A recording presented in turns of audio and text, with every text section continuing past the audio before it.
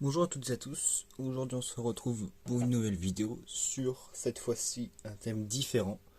Ça va être comment remplacer un interrupteur en saillie. Donc là on a un modèle de chez Legrand Azur avec le fusible là. Donc tout d'abord avant de faire n'importe quelle opération, le plus important c'est de couper le courant. Moi j'ai coupé le disjoncteur au tableau, hein. Il reste encore de la lumière là mais parce que c'en est un autre, c'est un autre disjoncteur. Donc ici, on voit bien que là, ça n'allume pas la lumière concernée. Donc vérifiez bien, toujours avec un VAT ou un multimètre entre la phase et la terre. Ou un autre si vous en avez un. Donc, pour démonter cela, je vais retirer le fusible et retirer la vis ici. Alors cet interrupteur, je l'avais installé vraiment temporairement avant d'en avoir un autre. Pour ça qu'il y a du matériel récent avec du vieux matériel. On voit que c'est un petit Legrand Azur sympatoche, hein, mais bon, c'est vieux. Donc on dévisse tout ça. Hop, voilà, le courant est bien coupé, hein, parce que j'ai foutu mon doigt sur la vis et j'ai pas pris de coup de jus. Donc, et puis cet interrupteur là, il est du côté phase et pas du côté retour lampe. Voilà, je précise, pour ceux qui connaissent le système va-et-vient. Alors, donc, oui, j'ai oublié de préciser que c'était un interrupteur va-et-vient. Donc on a nos petites navettes en orange et notre phase en rouge. Donc on va prendre nos navettes, peu importe le sens, si on les met dans l'autre sens ça marchera quand même, c'est juste ça changera les positions des interrupteurs. Donc je prends ça, hop, voilà, je l'éloigne. On sait jamais, des fois que quelqu'un remette le courant, bon, si vous faites ça tranquille chez vous.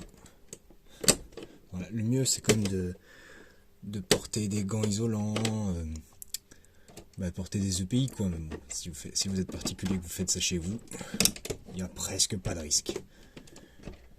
Juste faites très attention à signaler ceux qui sont chez vous quand vous faites la manip.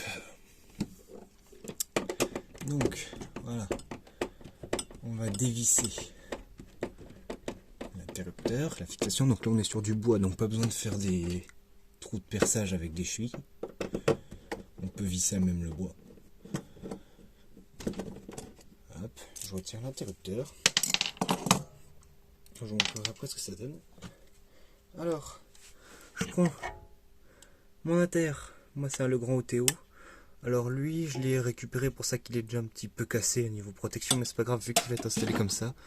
Le trou il sera au-dessus de la goulotte, on le verra pas. J'ai préparé le trou ici pour insérer les fils. Donc ce qu'on va faire, c'est qu'on va faire sauter le couvercle, si on voit bien, parce que je vois pas trop mon écran là, qui enregistre. On retrouve ce genre de système. Donc, paf, paf, voilà, on arrive à l'intérieur de l'interrupteur. Moi, je vais essayer de me mettre comme ça, le plus proche de la goulotte pour pas qu'on voit les fils. C'est important. Là, je vois que je peux. Donc, je vais réutiliser le trou qui est là. Ça m'évite d'abîmer le mur. Un peu plus que ce qu'il ne l'est déjà, mais bon.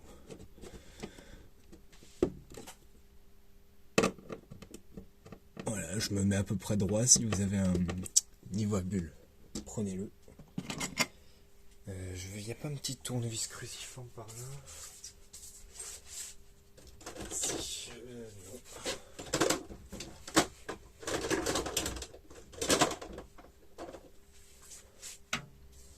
Si, j'en ai un là. Voilà, parfait. Alors, là, je suis à peu près droit par rapport au lambris. Donc je me mets à peu près au milieu de la coche et je me force un peu pour visser dans le bois. Si vous avez une visseuse, ça peut marcher aussi. Hop, on voit que c'est pas très droit, donc je me remets droit.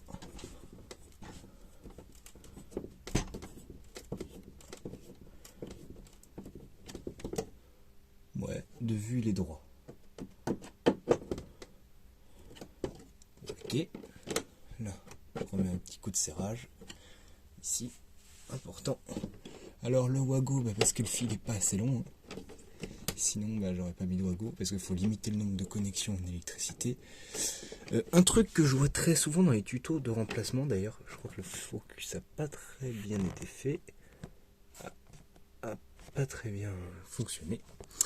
Un truc que je vois souvent sur les tutos remplacement, les gens en fait ils remplacent l'interrupteur sans redénuder le fil, ce qui est quand même assez important parce que quand on remplace, quand on dévisse un domino ou un fil qui était vissé, en fait on voit que ça écrase un peu le cuivre, ce qui peut faire chauffer la connexion. Bon là j'ai que 36 plus 18, donc j'ai flemme de calculer, mais bon je dois avoir un truc qui va pas consommer beaucoup, pas plus de 100 watts en tout cas. Donc l'important c'est de redénuder. Je vais chercher ma pince à dénuder. Ah voilà. Hop. Donc hop, je coupe. Hop. Et hop. Pas plus compliqué.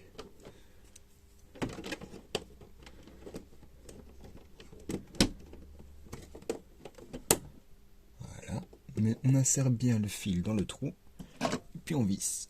Si vous avez des connecteurs à vis, et si c'est des connecteurs rapides, et ben vous enfoncez le fil dedans et ça tient. On serre quand même assez fort, voilà, le fil il tient.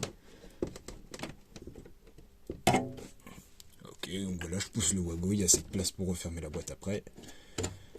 Même chose pour là. Là, je vais replier le fil comme ça, mais je vais le redénuder. S'il n'est pas très droit, vous pouvez prendre un coup de pince plate. Moi, je vais faire comme ça directement.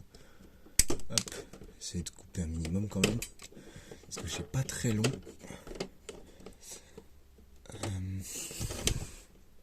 C'est bien se mettre là. Vous pouvez vous fier là, on voit qu'il faut dénuder à 7 mm. C'est marqué sur les appareillages. Hein. Donc vous pouvez pas vous tromper. Après, vous dénudez souvent 1 cm. Après, il faut éviter que le cuivre il dépasse de la connexion. Parce que dans ce cas-là, si quelqu'un qui est pas bien qualifié, va changer l'interrupteur, oublie de couper le courant, il balade son doigt, il se rappelle juste après justement ça te pris une châtaigne. Donc il vaut mieux bien laisser le plus d'isolant possible. Voici ce que je me suis déjà fait avoir. Alors là ça va être compliqué. Je vais être obligé de tirer un peu, mais bon, si j'aime pas faire ça.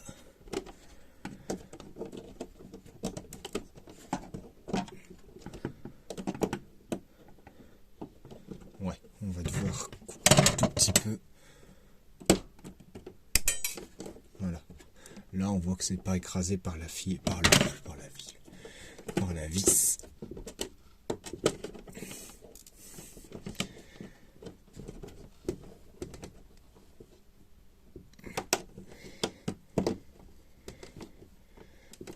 Oh merde.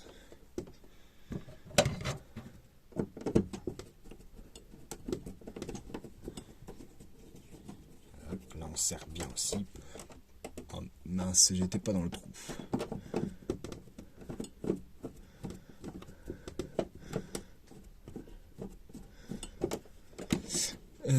Je vais mettre un wago parce que ça va être le plus simple. Là. Wago, il m'en reste un. Bout de fil orange, j'ai ça qui traîne. Ah non, ça c'est un fil rouge. Voilà, parfait, j'en ai un. Hop. Là, je dénude à peu près 7 mm.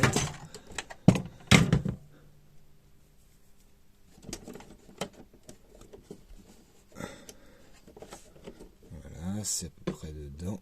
J'enfonce bien. Ils ont quand même pensé à mettre des bordures pour pas justement que les gens se prennent des coups de jus.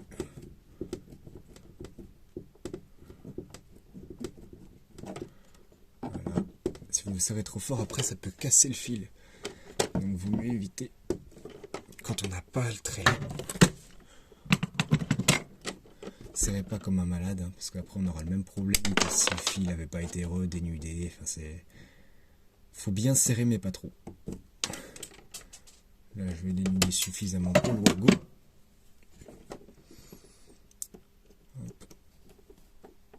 Ces petits wagos. vraiment pas compliqué. Et donc, il galère un petit peu lui. Pas compliqué. On rentre le fil dedans. Hop, ça y va tout seul.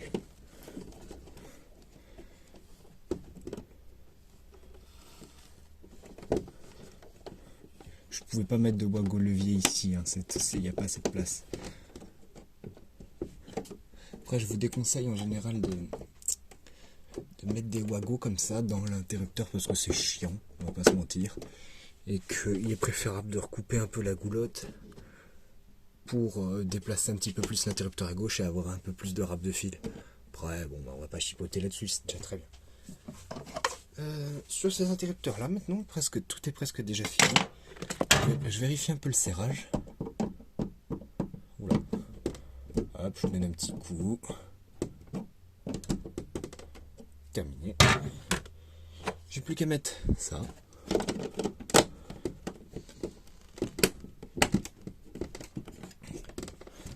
Si ça peut bien se mettre parfaitement. Voilà, c'est mis. Je mets la petite plaque ici. Moi, vu que je suis un petit peu maniaque, je mets tout à l'endroit. C'est installé. Donc maintenant, on va remettre le courant au tableau. Hop. Là. Maintenant, si je rallume. Parfait. Voilà, donc on se retrouve dans ma pièce atelier. Et si j'allume là.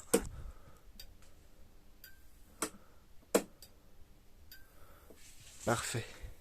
Et vu que c'est un va-et-vient, on a nos navettes qui reviennent là. J'ai oublié de préciser que le orange et les deux oranges, en fait, on les met sur la borne 1 et 2. Peu importe le sens. Là aussi, j'ai un va-et-vient. Et que du coup, le rouge, il va se retrouver sur le P. Donc, ou le L. Live ou phase. Ça dépend, la marque de l'interrupteur, ça peut changer. Donc là, ça marche bien. On peut éteindre là. On peut rallumer là. Puis on peut rééteindre là. Et voilà, terminé. On a remplacé avec succès notre interrupteur. Voilà, terminé.